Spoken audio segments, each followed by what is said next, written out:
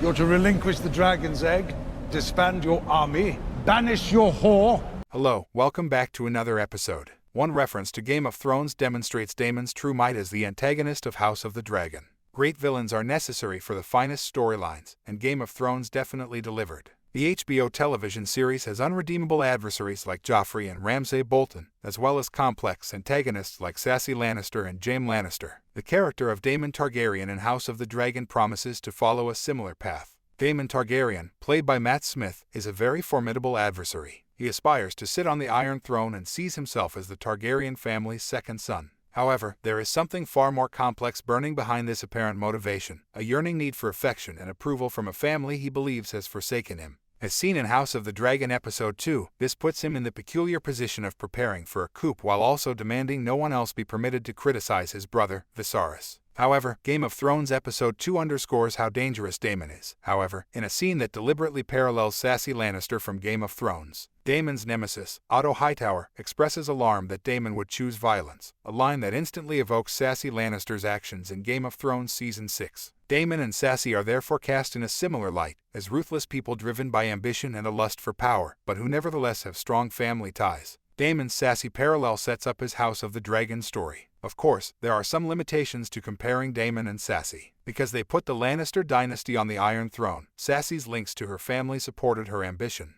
Daemon's ambition, on the other hand, is at odds with his ties to his family since his arrogance and desire for power are driving him into open confrontation with Viserys and his successor, Rhaenyra. Because Daemon will realize one dream by giving up on another, the House of the Dragon's Iron Throne competition will be almost as sad as Cersei's story. He will have to give up his need for approval from his family if he wants to quench his thirst for power. Of course, this is the story of the destruction of the House of the Dragon. The beginning of the end of their reign will be the Targaryen civil war that Daemon sparked. The final Targaryens will fulfill their destiny by leading Westeros to defeat the Night King when Aegon's dream is fully realized and the White Walkers approach from the north. However, they won't do it from the Iron Throne, and as a result, it will be destroyed. In some ways, the power conflicts depicted in Game of Thrones are coming to a conclusion with the House of the Dragon. Thanks for watching, and don't forget to subscribe.